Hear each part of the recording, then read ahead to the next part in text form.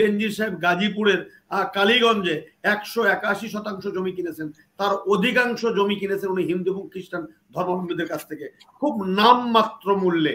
এগুলো যদি সত্যি হয় রাষ্ট্র কি করে দায় এড়াবে? আমাকে তো মনে তা করছে। যদি বেনজির সাহেবকে যখন মানবাধিকার লঙ্ঘনের জন্য যখন আমেরিকা যখন স্যাংশন দিল, তখন যদি সরকার সেটাকে আমলে নিত বা এটা যদি তদন্ত করত এবং যথার্থভাবে বিবেচনা করত, তাহলে বোধহয় আজকে ওবায়দুল কাদের সাহেবকে এই ধরনের কঠিন বাস্তবতার মুখোমুখি দাঁড়িয়ে তাদেরকে অস্বীকার করার কোনো প্রশ্ন হইতো না।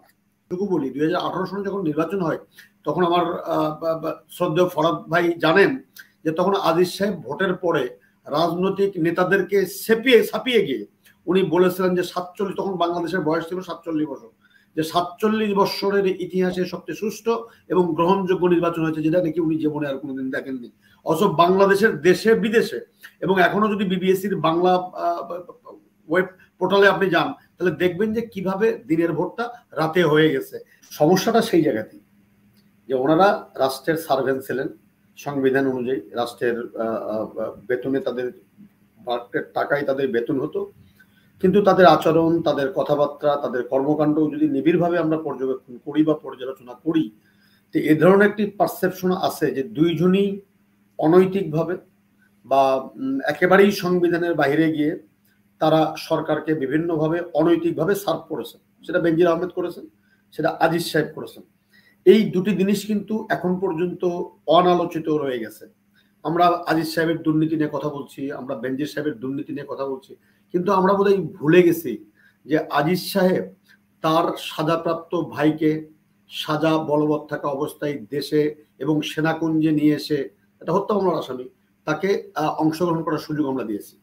এবং আমরা এই আজিজ সাহেব যখন বিডিআর এর প্রধান ছিলেন তখন তার ভাইয়ের পাসপোর্ট করার জন্য সুপারিশ করেছেন অন্যায়ভাবে। এবং আপনি আমাদের যে কি বলে যে আমার ভাই যেটা বললেন, দেখেন 3টি কারণে তার উপরে স্যাংশন আসছে। এটা কিন্তু ভিসা নিষেধাজ্ঞা না এবং গণতন্ত্র না। প্রথম কথা হলো আজিজ সাহেব দুর্নীতির সাথে জড়িত, দুর্নীতির কর্মকাণ্ডের সাথে জড়িত, এটা 1 নম্বর মোটা দাগে কথা। 2 নম্বর হলো উনি স্যার অপরাধী ভাইদেরকে বাঁচানোর জন্য ওনার পদের বা চেয়ারের ক্ষমতা প্রয়োগ করেছেন, এটা 2 নম্বর অভিযোগ। 3 নম্বর যে অভিযোগটা হলো যে তিনি সেনাবাহিনীর কেনাকাটার ক্ষেত্রে তার ভাইদেরকে স্বজনপ্রীতির মাধ্যমে কাজ দেওয়ার ক্ষেত্রে প্রভাব বিস্তার করেছেন। এটি ছিল আমেরিকান স্টেট ডিপার্টমেন্টের বিবৃতি এবং এটা কোনোভাবেই ভিসা স্যাংশনের আওতায় নয়। প্রশ্ন হলো যে ওনার দায়িত্ব পালন করেছেন না করেননি, সেটি বিতর্কে না গিয়ে শুধু এতটুকু বলি, 2018 সালে যখন নির্বাচন হয় তখন আমার শ্রদ্ধেয় ফরাদ ভাই জানেন যে তখন আজিজ সাহেব ভোটের পরে রাজনৈতিক নেতাদেরকে ছাপিয়ে গিয়ে উনি বলেছিলেন যে 47, তখন বাংলাদেশের বয়স ছিল 47 বছর, যে 47 বছরের ইতিহাসে সবচেয়ে সুষ্ঠু এবং গ্রহণযোগ্য নির্বাচন হয়েছে, যেটা নাকি উনি জীবনে আর কোনোদিন দেখেননি। অথচ বাংলাদেশের দেশে বিদেশে এবং এখনো যদি বিবিএসির বাংলা ওয়েব পোর্টালে আপনি যান তাহলে দেখবেন যে কিভাবে দিনের ভোটটা রাতে হয়ে গেছে। এরকম একটা ভোটকে যখন সরকারি দলের নেতাদের মতো করে উনি 47 বছরে যখন ভোটটা দেখেননি, তখন উনি কাল লোক, এটি আমাদেরকে আহত করে, কষ্ট করে। প্রশ্ন হলো সেনাবাহিনীর প্রধান দেশে আরো ছিলেন, সেনাবাহিনীর প্রধান সবসময় সেনাবাহিনী আমাদের অহংকারের জায়গা, গর্বের জায়গা, মর্যাদার জায়গা, এবং এটি বলতে কোনো কার্পণ্য নাই যে দেশের স্বাধীনতা সার্বভৌমত্ব থেকে শুরু করে সকল দুর্যোগ দুর্বিপাকে এই গৌরবের ধন আমাদের সেনাবাহিনী জাতির পাশে দাঁড়ায় এবং বুক চিতিয়ে আমার দেশের স্বাধীনতা সার্বভৌমত্বের পক্ষে কাজ করে।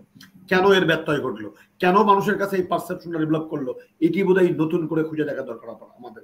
2 নম্বর যেটা হলো বেনজিরের দুর্নীতি নিয়ে আমরা কথা বলছি, কিন্তু যে বিষয়টা এখন পর্যন্ত আলোচিত হচ্ছে না, 2021 সনে বেনজির র্যাবের যখন প্রধান ছিলেন তখন তার প্রতি আমেরিকা স্যাংশন দেয় এই দুর্নীতি করার জন্য, কিন্তু নয়, মানবাধিকার লঙ্ঘন করার জন্য, তারপরে বিচার বহির্ভূত হত্যাকাণ্ডের জন্য, ইত্যাদি ইত্যাদি। সেই বিষয়টা কিন্তু অনালোচিত এখনো রয়ে গেছে। তাহলে এগুলোও নিয়ে কিন্তু আমাদের কথা বলা উচিত।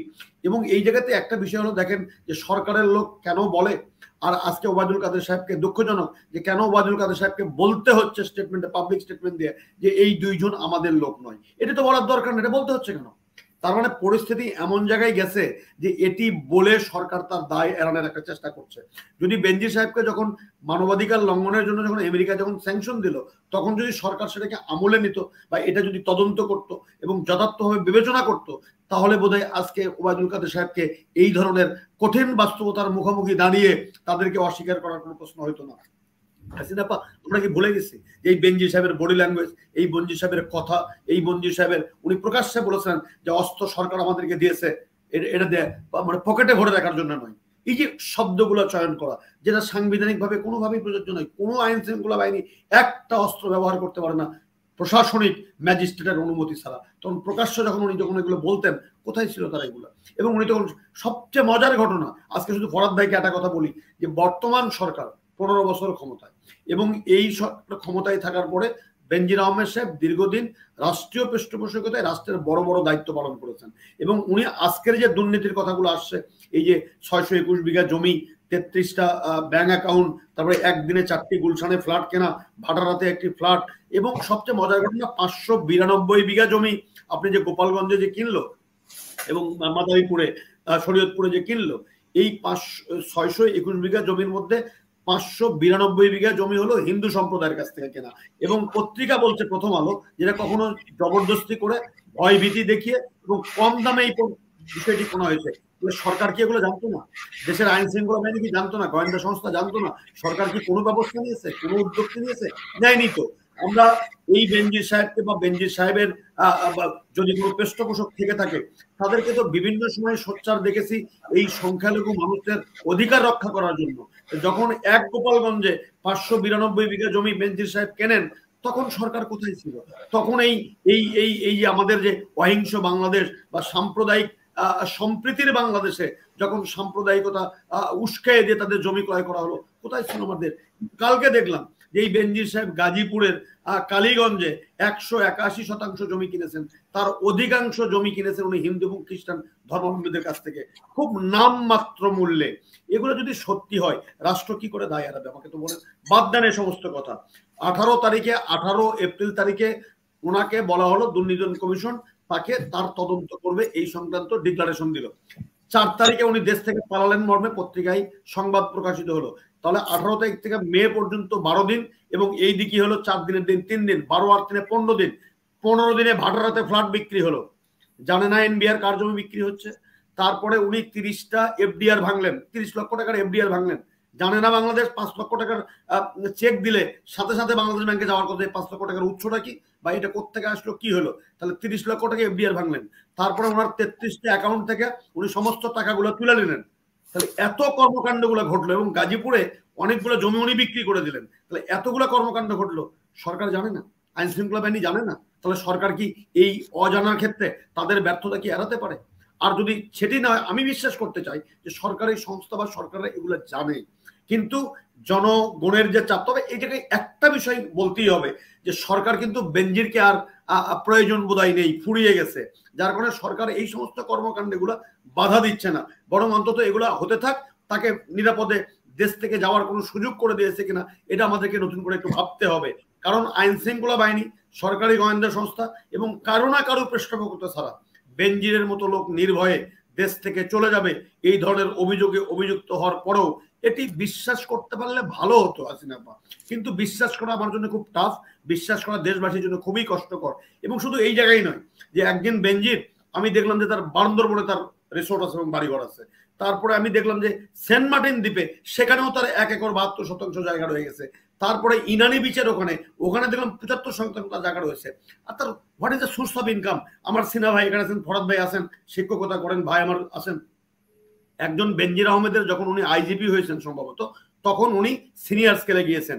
সিনিয়র স্কেলের সরকারি একজন প্রজাতন্ত্রের কর্মচারীর বেতন হলো আপা মাত্র 78,000 টাকা।